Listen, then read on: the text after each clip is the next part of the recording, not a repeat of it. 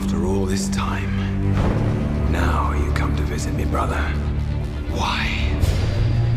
To mock. I need your help. But I wish I could trust you. If you did, you'd be the fool I always took you for. You must be truly desperate to come to me for help. Welcome back to Unrepentant Geeking, the show where you may have an army, but we have a geek. I know I said at the end of last episode that I hope to have a review of Thor the Dark World up on Friday, but sadly, this being a ridiculously busy time of the year for those of us who write about and review video games, I simply ended up running out of time. So instead, I'm just going to go ahead and take this opportunity to offer my feelings regarding Marvel's latest superhero flick. In brief, I loved Thor the Dark World, and I heartily recommend that all of you go see it as soon as possible. Okay, maybe that was a tad bit too brief. Let me expound a little further on this topic. There are a lot of reasons that Thor the Dark World is a great example of blockbuster filmmaking done right, but one of the biggest has to be the sense of humor present throughout its running time. This latest Thor film is remarkably funny, but what's truly impressive is that it manages to elicit such humor without ever undercutting the drama or tension of the story. See, here's the thing. One of my biggest complaints about big-budget films in the last couple years is how dour and self-serious they often are, and how hard they try to be dark and grim as if that's the secret ingredient to all success. And while such elements can indeed be useful and certainly have their place, big-budget filmmaking still needs to leave room for lighter elements as well to help balance everything out. Failing to do so leads to everything quickly becoming a slog to get through, and that in turn leads to unhappy geeks, and really, no one wants that. Hell, arguably the best example of the grim and gritty blockbuster superhero film ever made, The Dark Knight, still made sure to take time for the occasional bits of silliness and or banter, especially in the early goings. Another perfect example would be Iron Man 3, which correctly understood that while the aftermath of the Avengers needed to take Tony to a darker place, the film also still needed to keep its funnier side front and center as well. Even at that film's most heavy moments, a bit of relief and lightness is rarely that far away, and because of that, when things do get more serious for extended periods of time, they have a greater weight as a result. Films of this nature often benefit from contrast and having a proper slow burn towards the big all-out climax.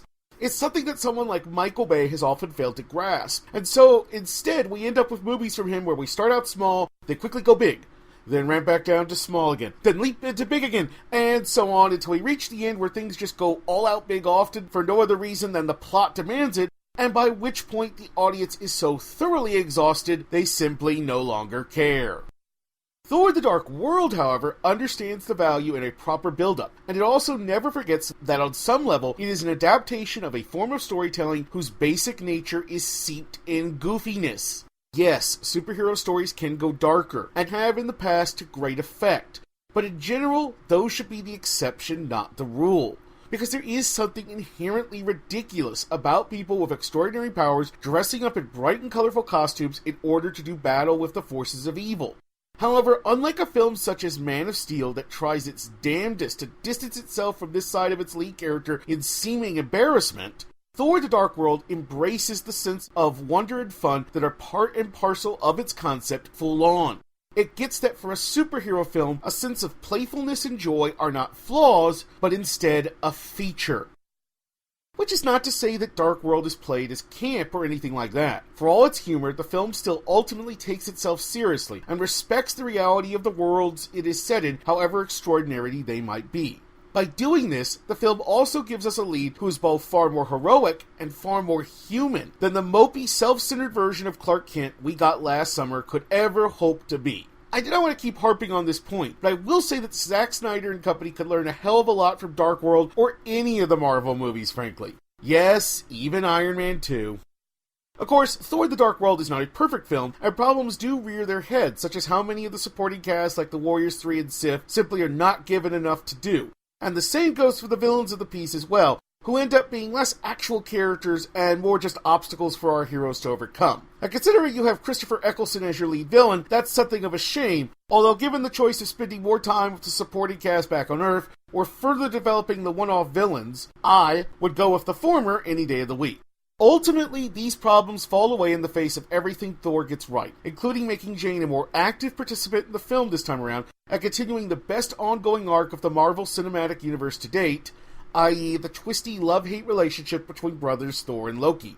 The latter in particular continues to steal the show, and bad old Loki also helps bring about what is hands down the single best cameo and perhaps funniest moment in a Marvel movie to date, and of which I will speak of no further so as not to risk spoiling this delicious moment.